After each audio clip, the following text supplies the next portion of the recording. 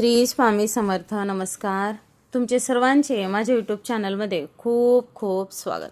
तुमच्या सर्वांच्या इच्छा मनोकामना पूर्ण होत हीच स्वामी महाराजांच्या चरणी प्रार्थना करते आणि आजच्या आपल्या अशाच एका नवीन माहितीपूर्ण नवीन विषयासोबत आपल्या नवीन व्हिडिओला सुरुवात करते. तर बघा, तुम्ही व्हिडिओ शेवटपर्यंत नक्कीच पहा, म्हणजे तुमच्या लक्षात येईल की आपण किती महत्त्वपूर्ण असा हा व्हिडिओ आहे. आता आपण स्वामींचा कौल घेतो बघा. मग आपण जेव्हा स्वामींचा कौल घेतो तेव्हा आपण त्या कौल घेतल्यानंतर आपल्याला स्वामी काय संकेत देतात ते आपल्याला समजून घ्यायचे आहेत. मग असे काही संकेत आहेत की आपण स्वामींचा कौल घेतलाय आणि आता आपल्याला त्यानंतर हे संकेत मिळणार आहेत. आता समजा बघा, आपण चिठ्ठी टाकून स्वामींचा कौल घेतो. मग ते कौल घेतल्यानंतर आपल्याला बघा काही संकेत सुद्धा देतात स्वामी. मग तेच संकेत आपण आजच्या व्हिडिओमध्ये जाणून घेणार आहोत. तर तुम्ही माझा हा व्हिडिओ शेवटपर्यंत नक्कीच पहा. व्हिडिओला नवीन असताल लाईक करा, शेअर करा आणि असेच नवनवीन अध्यात्माचे व्हिडिओ पाहण्यासाठी चॅनलला सबस्क्राईब अवश्य करा आणि कमेंटमध्ये श्री स्वामी समर्थ लिहायला विसरू नका. बघा, कधी कधी काय होतं ना, आपण कौल तर घेतो तरीही आपलं मनामध्ये प्रश्नांची घालमेल चालूच असते. काय करावं आता? समर्थ महाराजांचा, समजा स्वामी समर्थ महाराजांचा कौल कसा घ्यायचा हे तर बघितलंय आपण, याबद्दलचा सविस्तर व्हिडिओ सुद्धा केलेला आहे. पण आज असं आहे की कौल घेतल्यानंतर मन शांत व्हायला हवं की नाही बरं आपलं, मग मन स्थिर व्हायला हवं. पण खरंच असं होतं का? कधी कधी कौल घेतल्यानंतर हे मन आपलं अस्वस्थच का राहतं, भीती वाटत राहते, मनात प्रश्न येत राहतात. मग आपण समजा योग्य केलंय का, खरंच हा स्वामींचाच निर्णय आहे का, अशा वेगवेगळ्या शंका आपल्या मनामध्ये येत राहतात. स्वामी समर्थ आपल्याशी बोलतात पण शब्दात नाही, अनुभवातून संकेत आपल्याला देतात. जर कौल घेतल्यानंतर तुम्हाला हे काही संकेत दिसले, आज आपण व्हिडिओमध्ये जाणून घेणार आहोत ते, तर तुम्ही समजून घ्या स्वामींचा निर्णय पक्का आहे. तुम्ही योग्य मार्गावर आहात आणि स्वामी स्वतः तुमच्या सोबत आहेत.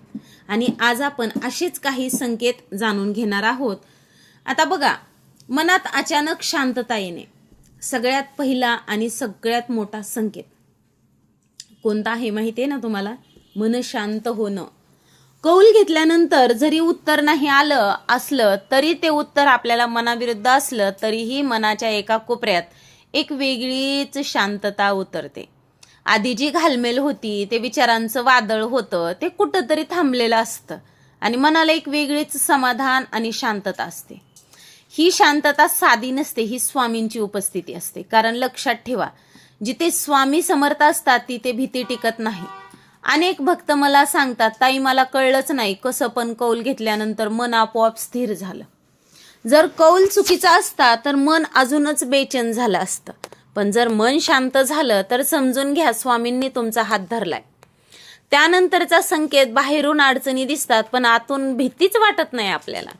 हा संकेत फार कमी लोकांच्या लक्षात येतो.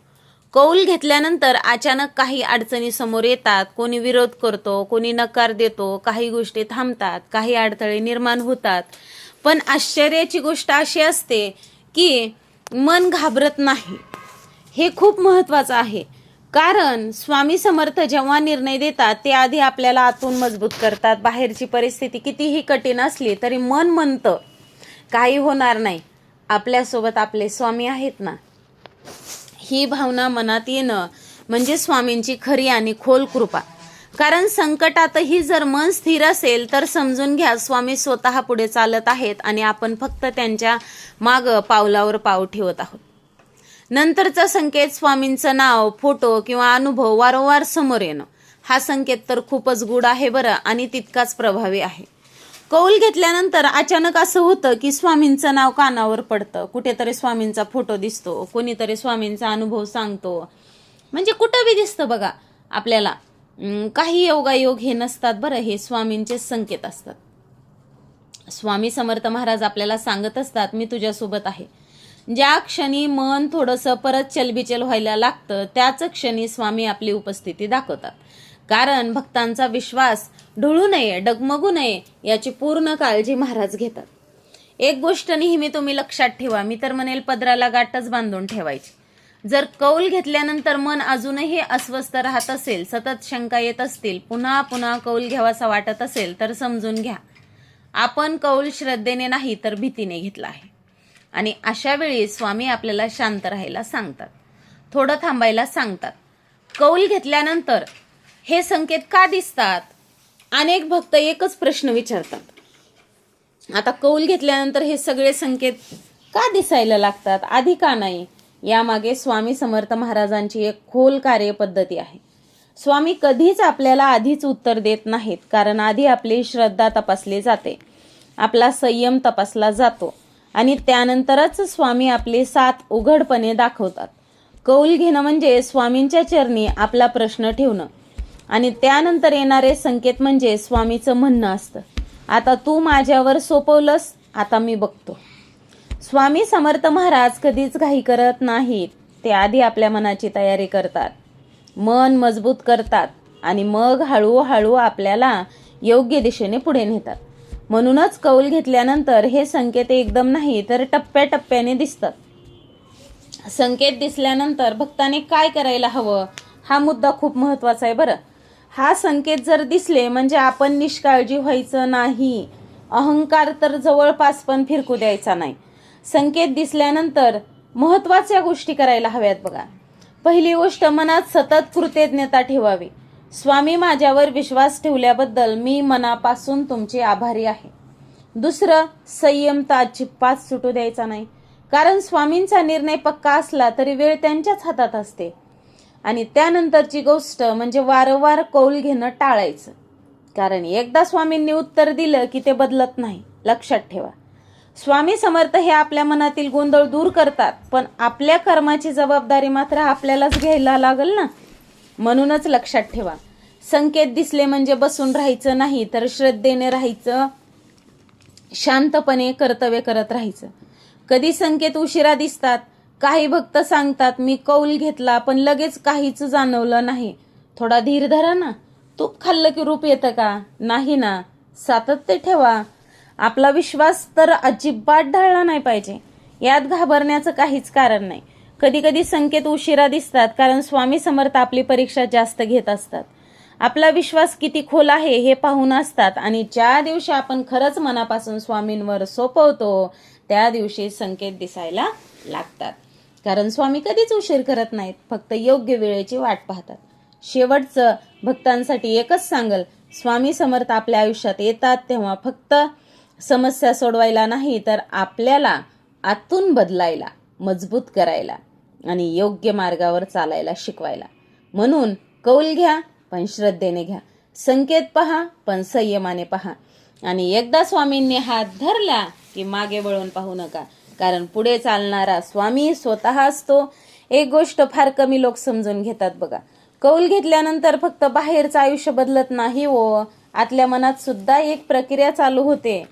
आपल्या नकळत मनातले काही जुने विचार गळून पडायला लागतात आणि भीती आपोआप कमी होते आणि काही गोष्टीचं महत्त्व हळूहळू कमी होत जातं.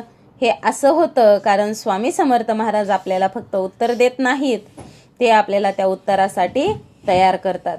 म्हणूनच कधी निर्णय समजण्याआधी मन बदललेलं जाणवतं आणि जेव्हा मन बदलतं तेव्हाच जीवन बदलायला सुरुवात होते. ही अंतःकरणात चाललेली प्रक्रिया दिसत नाही, पण तीच तर खरी स्वामी समर्थ महाराजांची कृपा आहे, विश्वासाची परीक्षा आहे, श्रद्धेची कसोटी आहे. आणि जर कौल घेतल्यानंतर हे 3 संकेत तुम्हाला आयुष्यात दिसले तर तुम्ही ना समजून जा स्वामी तुमच्या सोबत आहेत, तुमचा निर्णय योग्य आहे, भविष्य सुद्धा सुरक्षित आहे. आणि कौल घेतल्यानंतर एकच गोष्ट महत्वाची आणि ती म्हणजे मौन. सगळ्यांना सगळं सांगायची लगेच घाई नका करत जाऊ आयुष्यामध्ये कधीच. आपला प्रश्न, आपला कौल आणि आपला अनुभव स्वामी आणि तुमच्यातच ठेवा, कारण मौनातच स्वामींचे संकेत सगळ्यात स्पष्ट दिसतात. जिथे जास्त बोलणं असतं तिथे मन गोंधळात पडतं, पण जिथे मौन असतं तिथे स्वामींचा आवाज मनाला स्पष्ट ऐकू येतो. म्हणून कौल घेतल्यानंतर थोडं शांत राहा, थोडं मौन पाळा, स्वामी नक्की मार्ग दाखवतील. जर बघा स्वामी समर्थांची भक्ती असेच अनुभव तुम्हाला आले तर समजून जा महाराज तुमच्या सोबत आहेत. अशा प्रकारे आजच्या व्हिडिओमध्ये आपण ही माहिती जाणून घेतलेली आहे. तर तुम्हाला माझा हा व्हिडिओ आवडला असेल, नक्कीच तुम्ही व्हिडिओला एक लाईक करा, शेअर करा आणि असेच नवनवीन अध्यात्माचे व्हिडिओ पाहण्यासाठी चॅनलला सबस्क्राईब अवश्य करा आणि कमेंटमध्ये श्री स्वामी समर्थ लिहायला विसरू नका. झालेली सेवा स्वामी महाराजांच्या चरणी अर्पण करते आणि माझा हा व्हिडिओ इथंच थांबवते. श्री स्वामी समर्थ. जय जय स्वामी समर्थ. धन्यवाद.